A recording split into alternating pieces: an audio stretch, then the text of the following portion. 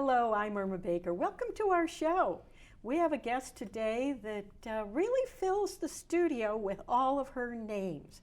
She is a local author, and she has kind of built a name for herself, or maybe multiple names for herself, on Christmas themes. So I want us all to welcome Julianne Lindsay. Hi, thank you. Julie, it's so great to have you with us.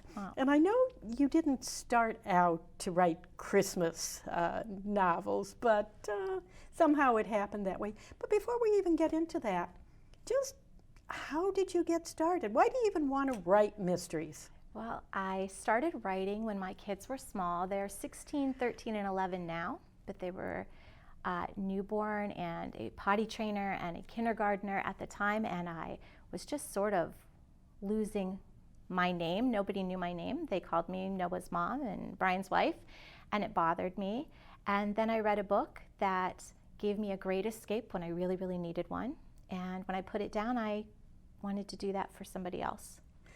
That is a wonderful reason to want to write. Thank you. Because, you know, you're writing for people, and I think that's what I have found in reading your books, is that sense of community, that sense of caring about your readers through the characters who really care for each other. Yeah, these are mysteries, and you've got crimes in them and all, Right. but your people are so delightful. How in the world did you figure out how to write? Well, I started with, I opened a search engine and I typed how to write a book. And from there, I started reading with a different purpose. Instead of just for an escape, I wanted to know how it came to be. And with mysteries, specifically cozies, I found that you get all those things you mentioned. You get the sense of community and the people and the heart that you don't always get in all the other genres. That's something about the cozy mysteries, and maybe some of our viewers aren't familiar with what cozy means, but cozy is really the ones that are more about people, and they're a little lighter maybe, and you do have that sense of community. How do you define cozy? I always go for a comparison to Murder, She Wrote, because I grew up on that, and because it was on television, so many people are familiar. But with cozies, the murder happens off scene, and it really focuses on the main character and who she is and her friends and her community, her family, and you follow her as she figures it out. So is that something that you learned as you did your research on how to write a mystery? A little. I think most of my research was just from reading. I learned that those were what I gravitated to, and then I put myself in that position.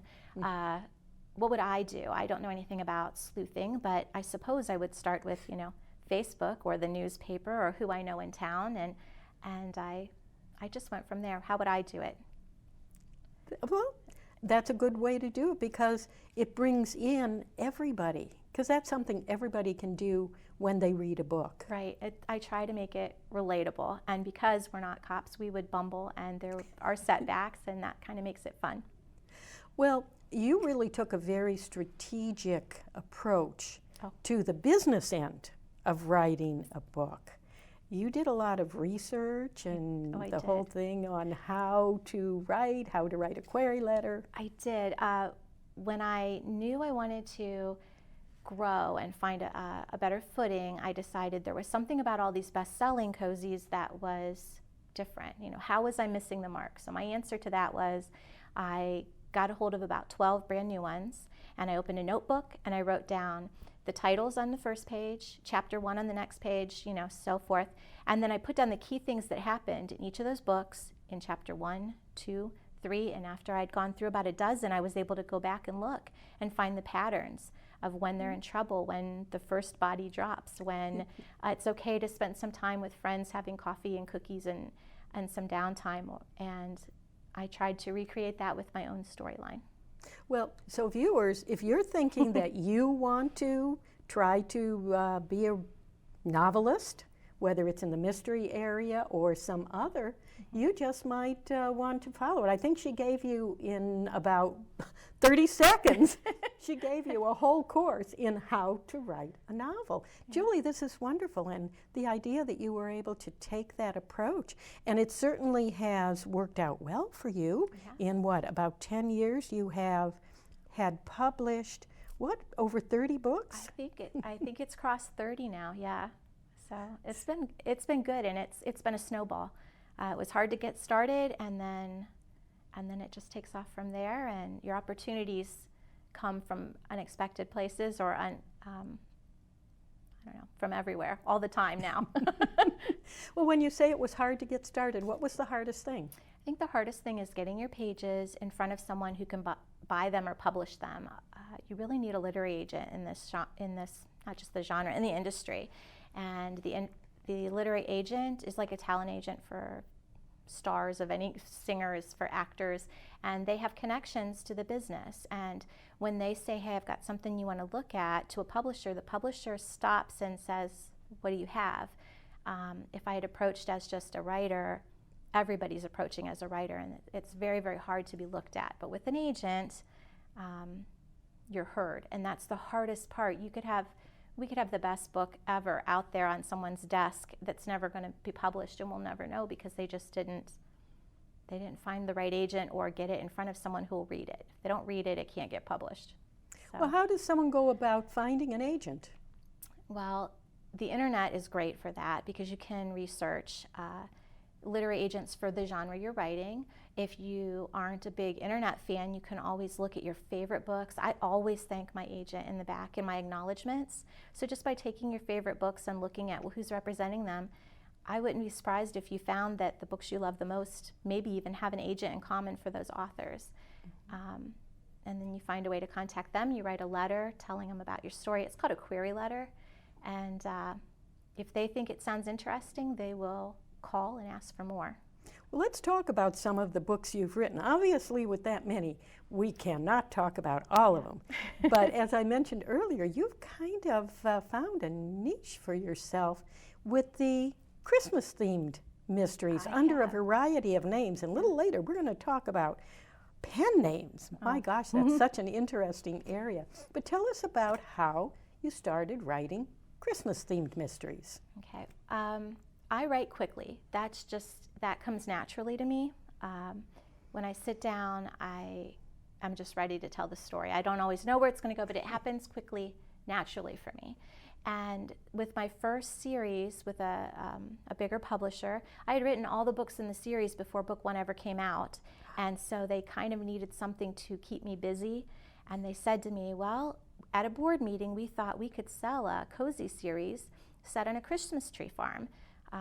But we're not writers. Would you want to take a crack at it? And I thought, would I ever? So I did. I wrote the first one, and it went really well. So they gave me a pen name they thought would go with Christmassy things. And by writing the series that was meant to happen at Christmas time in a Christmas town, I feel like I really found my stride, and I enjoyed it so much that now I think I've worked a Christmas book into all my series. I've been known to ask my agent to ask my publisher if I could have a fall release just so I can write that world in a Christmas time too.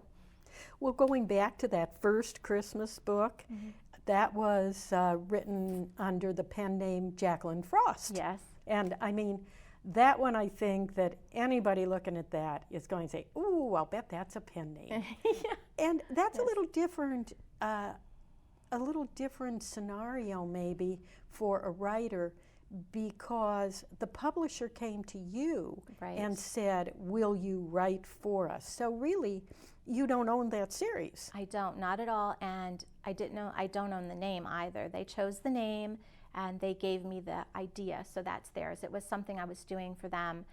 It's called Writer for Hire. So I did them kind of a favor, but really they did me a favor because I found so many readers that way, and have been able to connect with them, and they've been a great encouragement. In fact, it's because of my readers of that series that I get to keep writing more. The publisher had let it go, and I was in Dallas for Mystery Convention, and the publisher invited me to dinner, and I thought I might be in trouble, but it was actually that the readers had been contacting the publisher.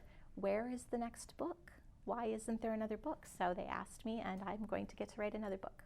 So you have 2 books then that are published in the series under the pen name Jacqueline Frost, and there will be a 3rd one coming out probably in a couple years. Yes.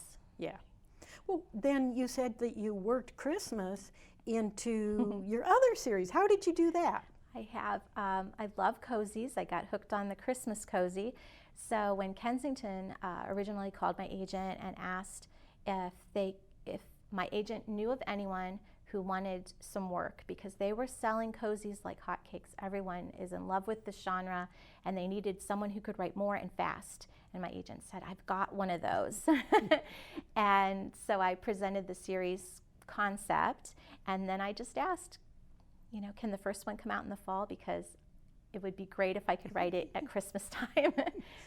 Now, was that Apple Cider Slaying? And that is Apple Cider Slaying. And that's the book that just came out, what, in October? It came out October 29th. It's the first in the series that isn't a Christmas series, but anytime they tell me it's going to release between September and December, we'll go back to Christmas.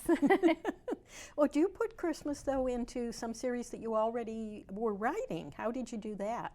I did, same way. I have a beach series, which is kind of fun because I did a beach wedding, and it's an iced tea shop on the beach, the Seaside Cafe Mysteries. And then I found out I was having a September release and said, how do you feel like Christmas at the beach will work? And I got to write Tide and Punishment, which is Christmas in the small town, and I even made it snow. You made it snow, and isn't that like Chincoteague Island? Oh, I have written there because I love the islands. This one is a fictional small town in the Outer Banks. So I love the beach and Christmas, so it's my favorite one in the series so far. Well, that brings up the point, too, that here you are, you're a local author, you're living in Ohio, but you write mysteries that are set in Ohio, in a fictional town. That's right, yeah. And your Christmas tree, isn't that up in Maine? It is. That one's in Maine. Now, how do you write a series set in Maine? That one was trickier because I've never been to Maine. Only because the way that the series came about, it was very quickly that I needed to write it. Normally, I'm able to take some time. I wrote a series set in New Orleans, which is one of my favorite places. The Outer Banks is someplace I've been again and again with family over the years, and I'm comfortable and confident about that area. And then the newest Apple Cider Slaying's in West Virginia, which is someplace I spent a lot of time in my life. So normally they're just places I feel a piece of my heart belongs to, and it makes it very easy to write about the people. That also shows up in your writing because you seem to have a real knack for catching the personalities, and not only of the characters that you're creating, but also of the communities that you're creating. I try. And then you stick all these crimes in there. Tell us about that. How do you write crime? Well, I write, I don't know. I don't know how I write crime. I guess I try to get the crime over with, if that's probably sounds terrible for a mystery writer, but I like to create the drama, and then I get back to focusing on the people as quickly as I can, and how they would react, and how that would shake up a little town, and how they would bond together to make it okay. I think the cozy mysteries are fun for me because they have that real life element of drama, and nothing's perfect everywhere all the time, but the communities and the people in those regions, the way that they can come together, and you kind of get past the trouble because you know you're not alone and it's going to be okay. That makes such a difference because sometimes when readers pick up a mystery book, it turns out to be very rough, very brutal, very violent. But the books you write are not. Yes, they have crime in them, but they're more about the people who are affected by the crime rather than the crime itself. Nobody's going to see any graphic violence. Right. I enjoy all mysteries, but there have been quite a few I've put down because it's been a little too much for me. It's become a bummer instead of an escape, and I do read for an escape, and I write to give an escape, and when they become too much, then they're not fun for me anymore. And so I think that's another reason cozies just fit. Well, that brings up the point, too, of, you said that New Orleans and the Outer Banks and West Virginia, which is where your newest series is set. How much of yourself, since you've been to those places, how much of yourself do you think, and you've probably been asked this question a million times, but how much of yourself is in your characters? I'd like to say probably a lot of me in all the different characters, because I really try to imagine myself in these positions and how I would go about it. And I use what I know about the areas to kind of drive the investigation and her lives. I make sure they're all happy. They're all happy, big-hearted, cheerful people. That comes naturally. And then I design the rest of their personalities kind of around their region, the people in their lives. But I'd like to think that everyone reading my cozies can relate to the heroines a little bit. Well, I think that they can, even though they're all in different types of jobs. You have the one who is, she's working on the family's Christmas tree farm. Right. But you had one that's a counselor. Right. How in the world did you choose to have a counselor as your main character? Well, I have a degree in psychology. Before I realized that I'm a very, very big introvert, I don't know if big's the right adjective, but before I realized how introverted I truly was, when I got the 4-year in psychology, I had registered for a master's degree. I was going to do family counseling. I thought I was going to do motivational speaking, specifically to young women that are maybe in not ideal circumstance, and I really wanted to reach those people. And I quickly figured out one-on-one is not my best event, and maybe that wasn't for me. And it took a few years for me to find writing, but now I hope that my writing is able to reach women who need the break. I know I keep going back to that, but I feel like I'm getting to talk to and uplift people I never would have an opportunity to interact with in real life. So I think that's how the psychology aspect worked in. And from there, I've just picked different hobbies and backgrounds and things that I think people would like to read about that would be fun. And then I have a lot of fun learning about them. And I try to do all the things that I put into the books so that I can have some experience and write about them realistically. But not solving crimes. You haven't actually gone out and solved any major crimes out you're there. Right. No, I haven't. The police frown on that. Yeah. Right, but the hobbies, the cooking and the sewing and the cider making. I even made cider from scratch at home in a crock pot last year. So I try to get. I noticed, I read that book over the weekend, and I noticed that you have a recipe in the back of the book for making cider. It's fantastic. It works.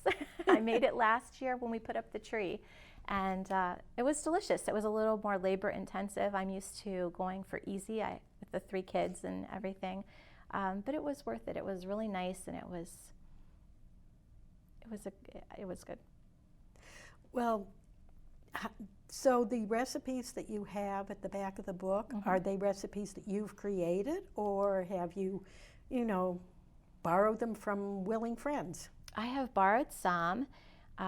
In the apple cider slang book, since that's that whole series, it takes place in a small town in northern West Virginia, and that's where my dad is from and where he lives now. So I kind of grew up being dragged, really, as a child, an only child, so I had no one to play with, to these adult things. And in West Virginia, I guess like a lot of regions, you go anywhere and there's food everywhere. And the recipes there were always a little different than anything I was used to, so I grew up on these.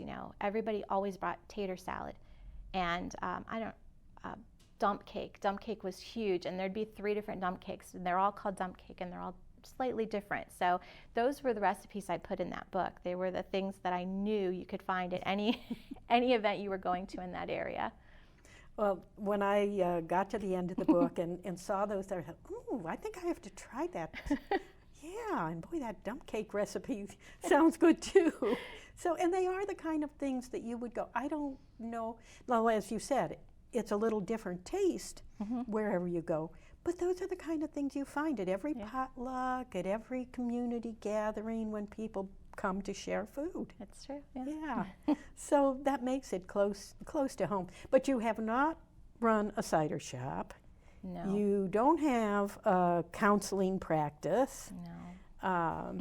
You don't have a tea shop. You have the tea shop series too. That's right. The iced tea shop. Oh, I love iced tea. Grew up on sweet tea.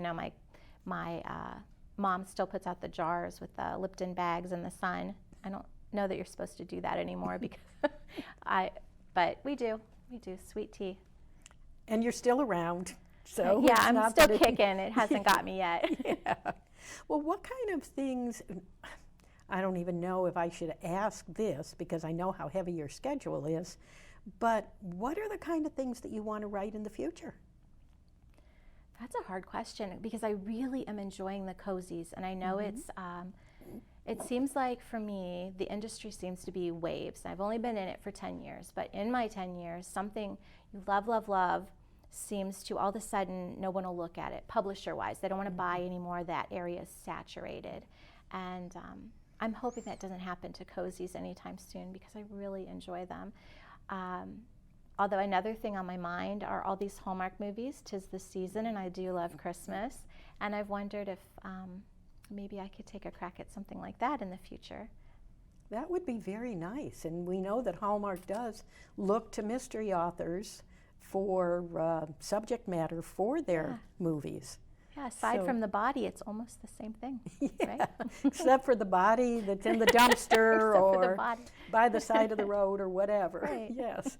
Well, how do you manage with 3 kids and writing so many books? You said you write fast.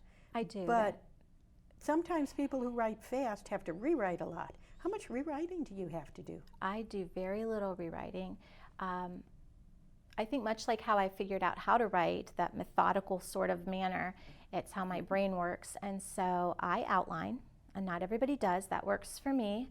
I generally know that books are about 80,000 words, and I like short chapters. So I'm looking at maybe 25 to 28 chapters, and then I break it down. What happens in chapter 1, 2, 3, and I do bullet points. It takes me under a week to get a really good outline going with all my clues and my red herrings and everything's in there tight.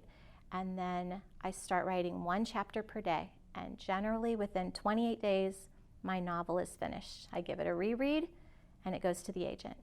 That is incredible. The idea of being able to write a book, but you said you had that week ahead of time when you actually planned everything. So what do you have coming out now? Let's see. I also write romantic suspense for Harlequin. So I have a Harlequin intrigue coming out in January and February. Then next April is the next Seaside Cafe mystery from me as Bree Baker. Next May is the next apple cider slaying book. It's called Pulp Friction. And then I think book 3 in each of those series come next fall, along with 2 other intrigues. There'll be 8 new releases in 2020. 8 new releases. Yes. Have you written them all already? I have written maybe half of them so far. Half of them. Then you really do need to write that fast. Now, how does your family react to this? You know, I think everyone's just adjusted. The children were so small when I began writing that even the oldest was only 5, and this has just kind of been part of their life. And I always put them first.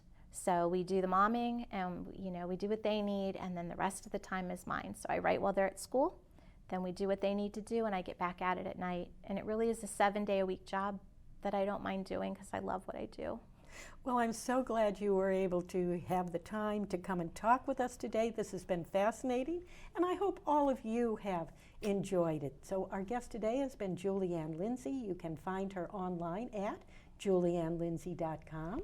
And we hope that you have a wonderful, wonderful time and enjoy her books. So thank you so much for tuning in.